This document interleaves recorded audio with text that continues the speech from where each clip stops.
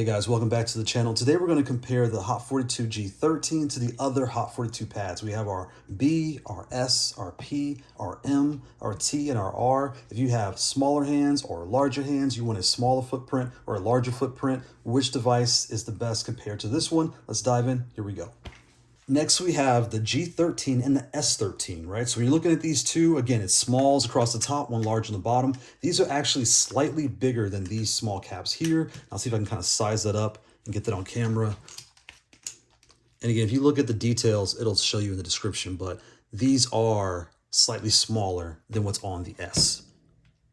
These switches underneath, these I believe are Cherry MX, and again, it says in the description what these are, but these feel like a keyboard, mechanical keyboard style switches, whereas these are your standard low profile V2 switches on this device here. When it comes to height, this pad here is roughly 2/4 shorter than this pad. So it feels like this was, I guess I would say the original. They took this top and chopped it in half and then placed it on top of here.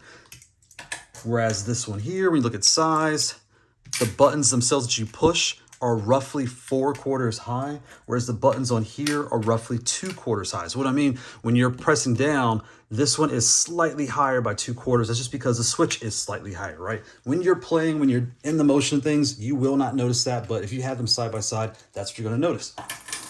If I put them back to back, they are essentially the same size, meaning same size. If we go over the features, this pad here, nothing on the bottom, power on the left, power on the top, pass-through on the right.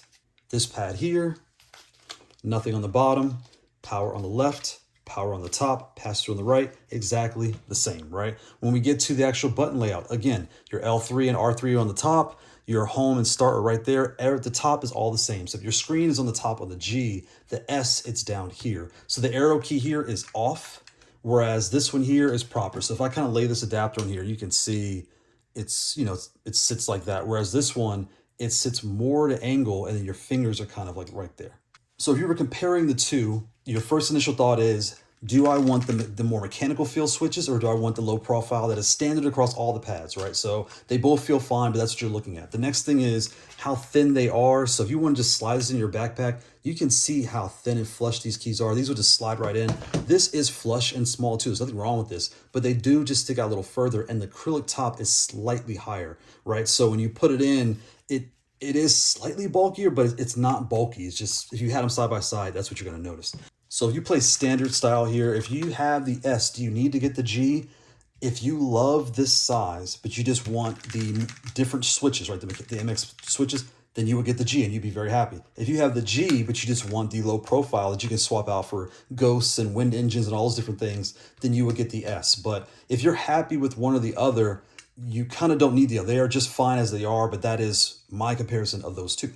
Here we have the G13 and the P12, right? So we're looking at these two. When you put them back to back for size, the P12 is slightly bigger than the G, right? And again, I'll use this adapter here and we can see it is basically an adapter taller than the G.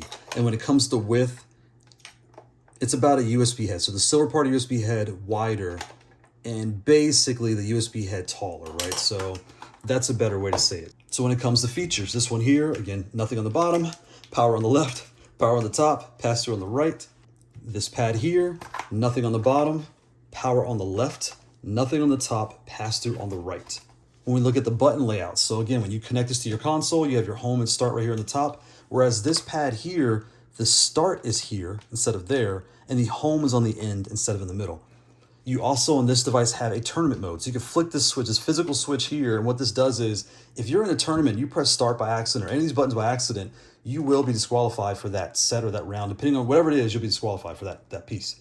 You can, you know, turn all the lights off and disable that, whereas you can't do that on the standard acrylic devices. This device here is small across the top, one large on the bottom. These are smaller on the top and one large on the bottom. And again, if I take this cap off and put this here, you can kind of see the size difference. So when it comes to switch height, this pad here is roughly 4/4 high. So if you're here, your fingers are about that high off the pad, whereas on the P, it's roughly 2/4 high, right? So you're slightly lower. So if you're looking at these two devices, the build quality is different. This is your acrylic style with the different layers, but it feels very sturdy. There's no creaking. It's very well put together and firm. The top is very thick, so it's very well put together. You put all your custom artwork on the top and on the bottom, and you'll be set to go. The P feels like a standard controller out the box. If you went to the store, just bought something that's made out of plastic, it doesn't feel cheap at all, but it's noticeably lighter, and it just feels like a controller, right? So when you leave with this product, even the button layout, it all feels standard and polished, right? So this feels like, let's start here and kind of figure out what we want to do, and now let's sell the final product, which is this. So that is how you compare the two. So comparing the G, the S, and the P, which would you select? The P and the S are essentially the same thing, right, when you're using them.